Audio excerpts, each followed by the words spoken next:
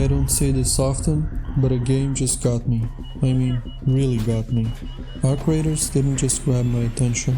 It's been living in my head rent-free ever since. So a few months ago, I played through the Arc Raiders tech test, and honestly, I haven't been able to stop thinking about it. Maybe I'm biased, but it's one of those rare moments where you feel like a studio actually cares, like they're not rushing a half-baked idea, but really building something that could redefine a genre. In this video, I'm breaking down exactly why Arc Raiders feels different, from the way it plays, looks and sounds, to how it handles solo players, progression, and that insane AI everyone's talking about. By the end of this, you'll know why I think this could be the extraction shooter that finally does it right. Unfortunately, I haven't recorded any gameplay at the time, as it turns out I had a blast and didn't want to share.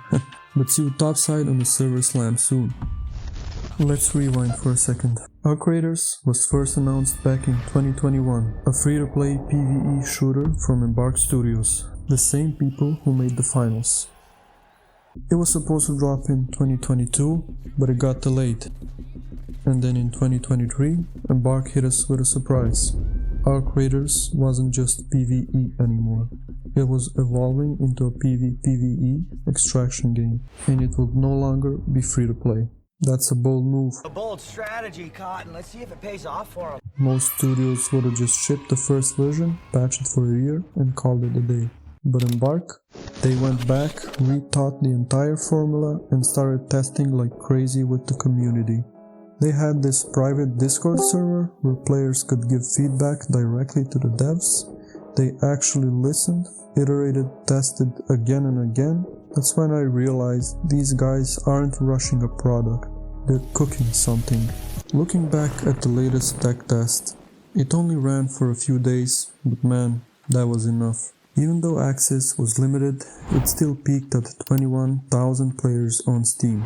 Not bad for a closed test. The game's release on October 30th feels like forever. Anyways, as soon as I jumped in, one thing stood out. Quality. Everything, from the UI to the movement, to the way my gun handled, just felt right. You can tell when the dev team nails the fundamentals. You don't even have to think about it, your brain just goes, yep, this feels good. We've all heard the Unreal Engine 5 pitch 100 times. Big, shiny graphics, fancy lighting, then you play it, and your PC starts melting like Hassan's dog. But Arc Raiders, somehow they pulled off the impossible. Massive maps, dynamic lighting, reflections, weather effects, and it still runs smooth. Players with mid-tier systems were running it on high settings without stutters. It feels like a post-apocalyptic Earth that's been rotting for centuries. Rusty metal structures swallowed by nature, ruined cities glowing under pink sunsets, mechanical monsters. It's not just pretty, it's believable. And then the sound design hits you. I'm serious. The audio in Arc Raiders deserves a trophy. Every gunshot, every echo, every distant explosion feels handcrafted. There's this deep, ambient hum everywhere that makes the world feel alive. And those weird mechanical noises the enemies make, they sound like something between a dying machine and a living creature. It's the kind of sound design that doesn't just support the visuals, it builds the atmosphere. If you've enjoyed this video so far, please hit that like button and subscribe if you're new to my channel. Now, let's talk about movement. This is where I fell in love with the game, because when you move in Arc Raiders, it just flows. You sprint, you slide, you vault over walls, climb up ledges, roll when you land, and it all feels natural. The transitions are so smooth, you forget there's an animation system running behind it. And even the little things, like spraining your ankle when you fall from too high, make it feel grounded. It's a third-person game, and Embark really took advantage of that. You can see your character fully, the way they react to every step, jump and hit. Then there's the combat. No input lag, no clunky aiming, just tight, responsive controls. When I lost a fight, I didn't blame the game, I blamed myself, and that's a rare feeling these days. You don't have to play like everyone else. Here's where Arc Raiders really surprised me. You don't have to play it like a typical extraction game. I know, that sounds weird, but hear me out. Most extraction games are stressful. You drop in, loot, pray no one kills you, and if you die, everything's gone. In Arc Raiders, you can do that. Or not. There were times I loaded in solo with one small quest, like looting a certain item or killing a specific bot, and just explored. Didn't chase fights, didn't run towards gunfire, just soaked in the world. And you know what? It was still fun. It felt like a single player game at times. The world itself is rewarding enough to explore. And if you play solo, the game actually matches you with other solo players. That tiny design choice changes everything. Plus, the proximity chat system makes things unpredictable. You'll bump into another player, both aiming guns, frozen for a second, and instead of instant shooting, someone says, "Hey, you friendly?"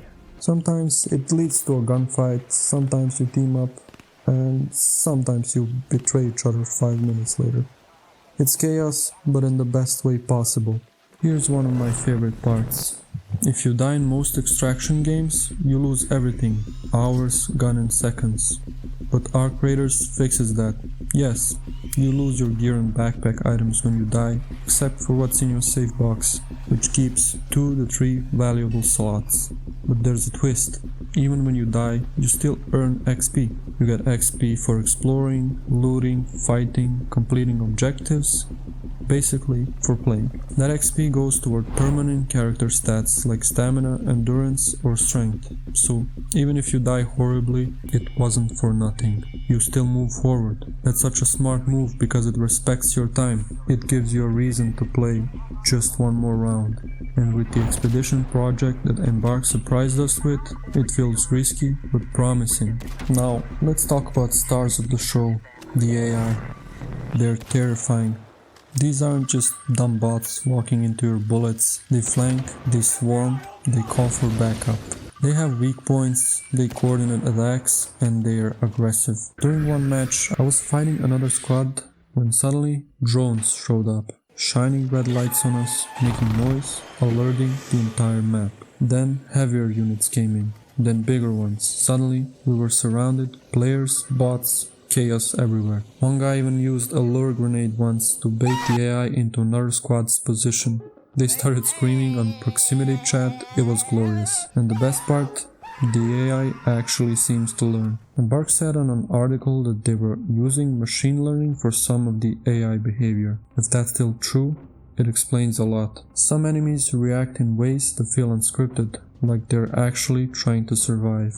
They stumble, balance themselves, recover mid-fall, almost like they've been taught how to exist. It's creepy, but it's also brilliant.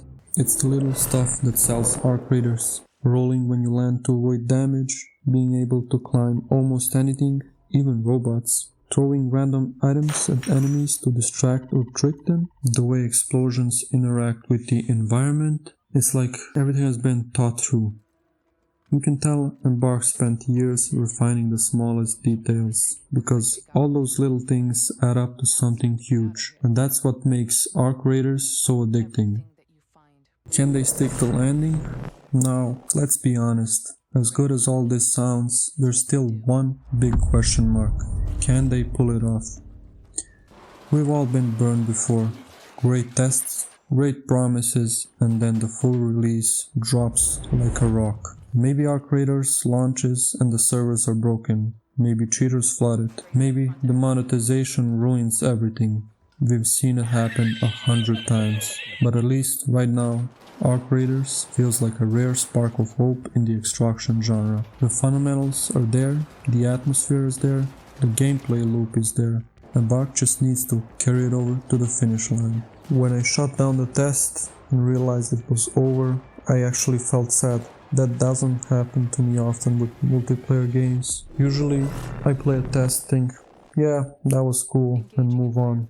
But this time I wanted to log in back. And I think that says everything. Arc Raiders might not reinvent the wheel, but it's polishing the hell out of it. It's taking ideas that other games forgot about. Community feedback, smart AI, player freedom, and making them fun again. If Embark sticks to landing, we could be looking at one of the best PvPvE shooters in years. So yeah, that's my take.